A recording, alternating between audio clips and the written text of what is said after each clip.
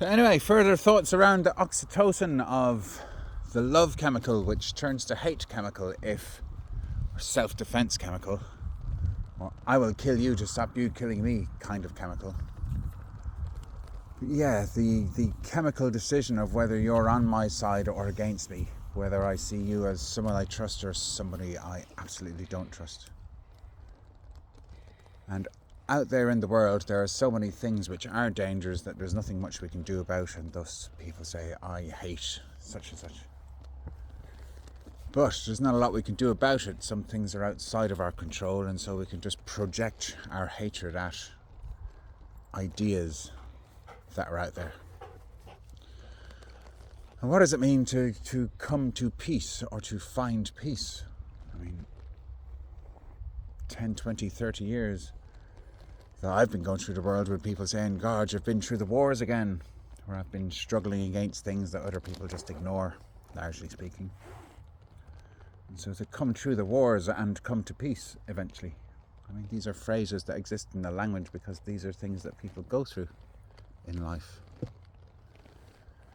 So where I used to take the struggle out on the world and attempt to protest things that are going on in the world that are not necessarily good things, like smashing a motorway through a really nice forest of really old trees in Ireland or something, that at least you can have a good attempt at influencing stuff, and by gathering at the side of the road and forming a community of people who are willing to live under that kind of circumstances, something is being created. Friendships and learnings and all kinds of things are being evolved. But we didn't necessarily stop that road from being built, but we did stop most of the trees from being cut down. And we did make lifelong friendships and values and empowerment. But with so many things that are going on in the world that I can't actually stop, that is someone else's will for something to happen, and they're all carrying that something out, whether I agree with it or not, in some foreign country or not.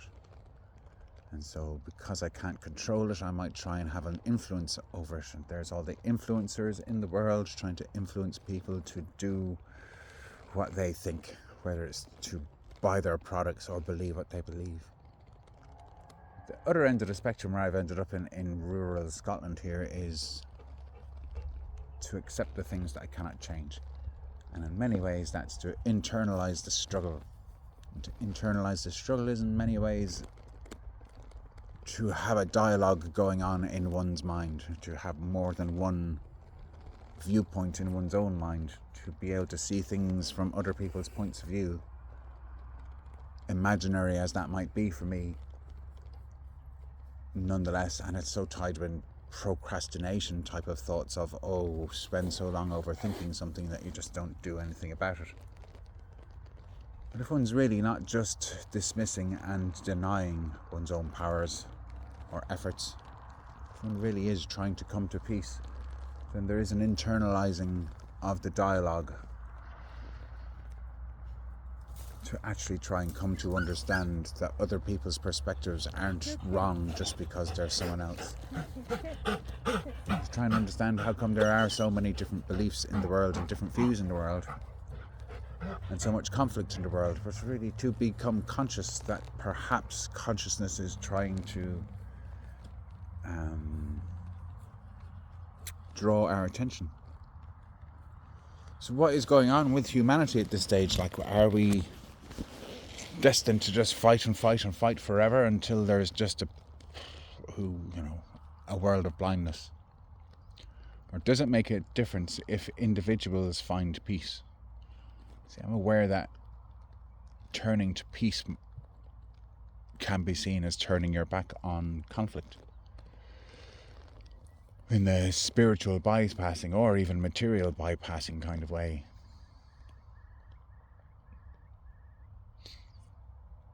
So it's one thing to wonder what happens if one turns to peace, and wonder if that just is a guilty feeling of turning one's back on conflicts.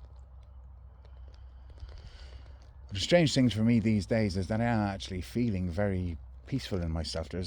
I'm not getting angry all the time the way I used to. I'm not finding life so frustrating, and I am not projecting onto the world my own little conspiracy theories, let's say it.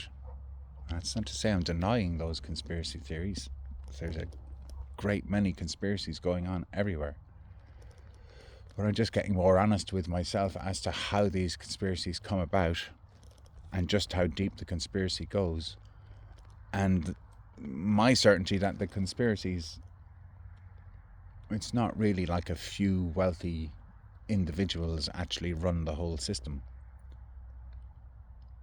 Because no individuals are conscious enough to know what the fuck they're actually doing.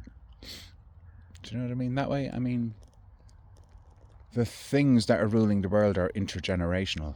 Language itself probably has more effect on shaping the world than any of the individuals who are born into the richest, most powerful families.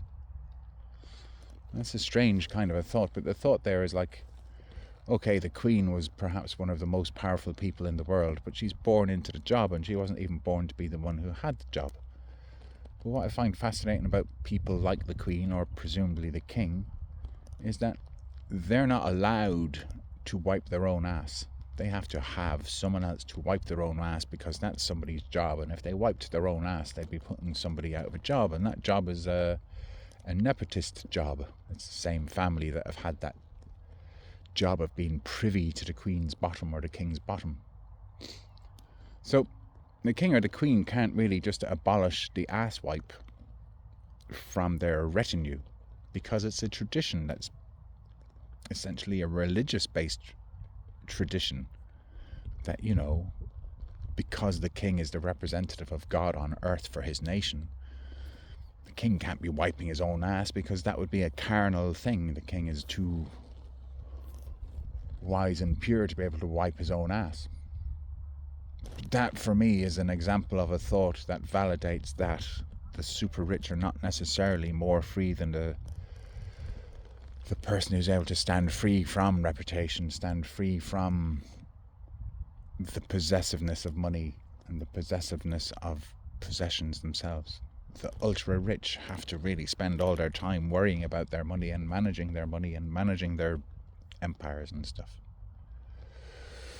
Whereas the hippie is kind of free of all of those outer responsibilities to some degree, and has a whole other set of responsibilities going on as to whether too much freedom is an abuse, or indeed where there's a hell of a lot of spiritual attainment that actually leads down the false path of spiritual bypassing, of denying what I don't like and pretending that it's not there.